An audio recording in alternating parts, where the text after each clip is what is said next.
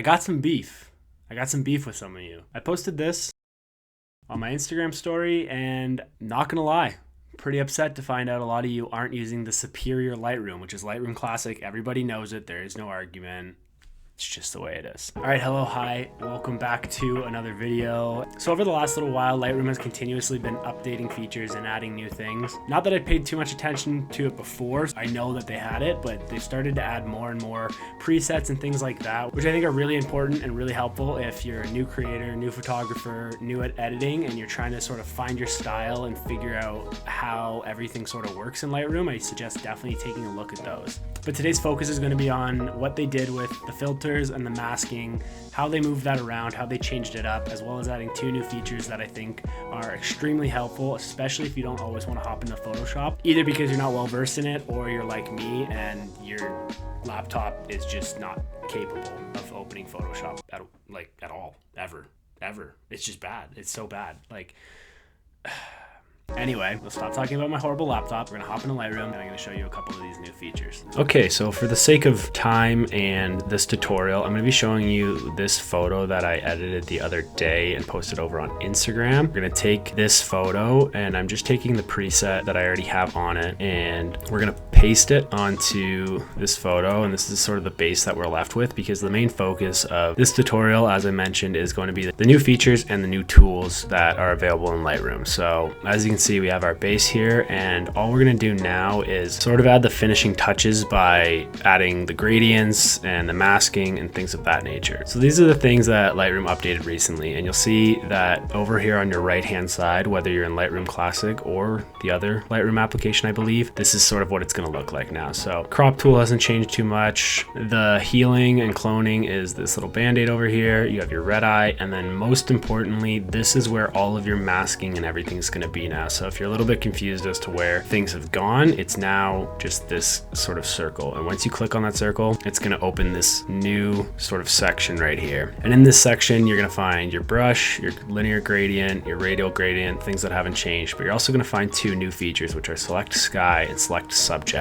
Now, as I mentioned, these are two things that I think are definitely a huge improvement for Lightroom and something to be super excited about, especially if you're somebody that doesn't like to take it into Photoshop because it's just a whole lot more on your computer, and on top of that, it is quite a lot to learn.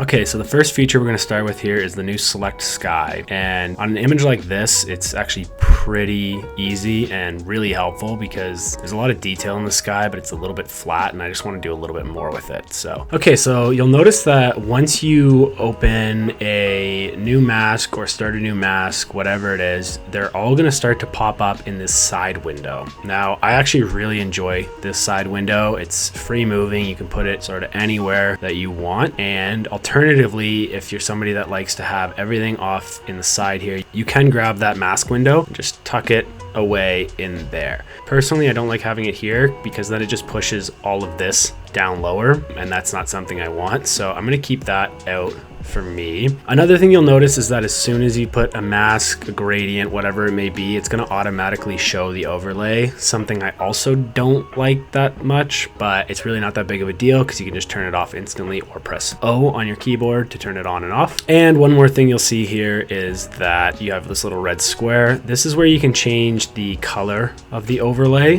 which is super helpful if you have a subject that is wearing like an orange or a red or something and you need to make some adjustments. So you want to see what area you're affecting, and you can change it to like blue or something like that. Now you can also change the opacity of that overlay, so you can really show off the areas that it's affecting.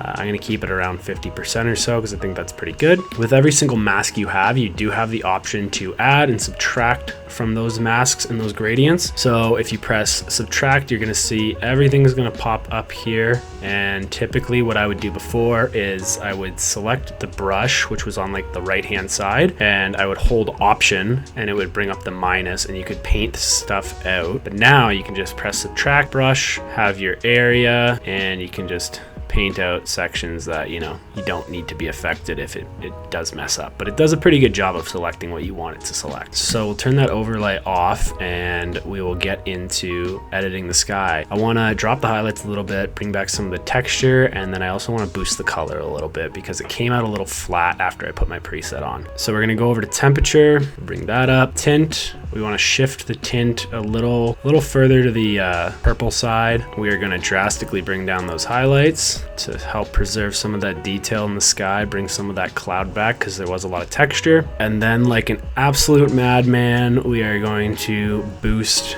the saturation. Now for this, I'm only going to touch the sky. I'm not too worried about the water down here and having it reflect as much color, because the water does give off sort of like a teal blue vibe, and I don't want it to just fully be engulfed by this orange color. So the next thing I did with this photo is I brought a gradient down. Now this gradient, the purpose of the gradient was just to brighten this whole area, specifically the highlights like the snow and the mountain here, and make this not as overwhelming. So you're just going to press create new mask, linear gradient, and you're going to drag that down. As you can see, it's got that red overlay. We're going to turn that off, and we're just going to bump the exposure up of that. So definitely brighten that. I could go back and do the highlights a little bit, but for me, I know that my computer exports very, very dark compared to what it looks like on my phone. So I tend to have everything a little bit brighter than what I usually would, because I know that it's going to show up on my phone differently. Okay, so the next thing I did is I added another mask, and we're going to do a radial gradient. We're just going to put it right in the center here, sort of affecting the trees and the cabins. And I'll turn the overlay off for that. Now the goal of this one was just to brighten the exposure a little bit down here, as well as add some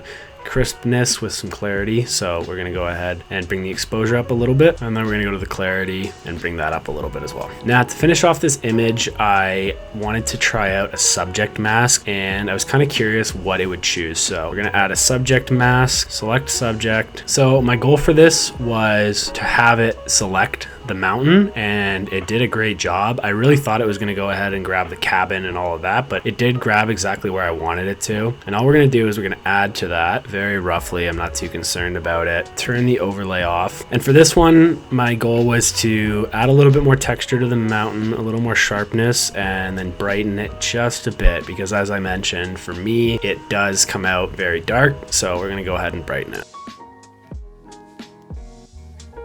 And that is it for this image. So as you can see, we've got all our masks on the side here. You can turn them all off individually, but alternatively, you can just turn them all off at once by toggling it. And you can see it makes quite the difference. Obviously, I would go in, I would touch some of these areas up, make it a little bit cleaner. But for the sake of this tutorial, that is the look that we've got for this photo. Okay, so very quickly here, we have one more image, and this is just so that I could show you sort of the select subject tool a little more in depth, a little better than I did before when I was doing the mountain here. Now, as far as the select subject tool goes, I think it does quite honestly an excellent job, and you'll see in a second the example. So sort of went ahead, edited this photo. I don't quite like what's going on over here, but that's something I can worry about after. Although, problem with doing the whole photo is this section turned out very sort of blue. My hand looks a little bit dead, and I just need to fix that real quick. So we're gonna go over to the mask, select subject. As you can see, it did a pretty good job. It obviously messed up a little bit right in here and right in here, and you could just go ahead and subtract that and get rid of it. But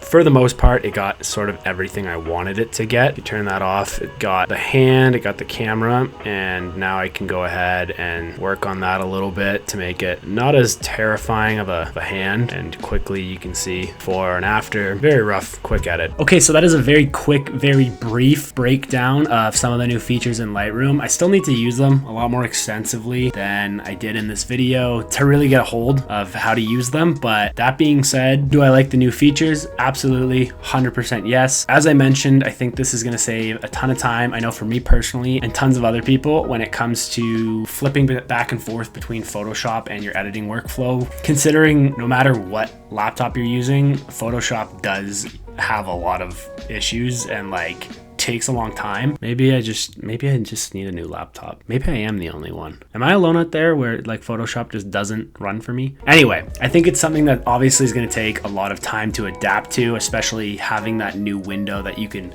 move around and do whatever you want with, as well as remembering that those tools are there. They're just like formatted differently, and there's a lot to play around with because it is such a drastic change from what we're used to originally. Do I think Lightroom is taking over Photoshop and could ever replace it? Absolutely not. 100% no way. Photoshop has way too much stuff in it. It's way too in depth, and it's way too good to just become sort of a Lightroom extension or plugin. I think it needs to be entirely its own app, and I think it's going to forever stay that way. Also, Adobe probably wouldn't be able to charge you as much if it was a plugin for Lightroom. So, you know, business things. And that's it. I think that's all I've got to say on the new features. For now, I plan on making some longer tutorials as well as some shorter ones. If there's anything I didn't cover, anything you want me to cover, please let me know. I have no problem making whatever videos you guys can suggest. I really appreciate it. It really helps me. And if you like this video, give it a thumbs up. Consider subscribing, watching some of the other editing tutorials, as well as some of the vlogs, which I will be getting back to. It just takes a lot more effort to do those, and right now I'm really enjoying these editing videos. And I think that's it. I'll see you in the next one.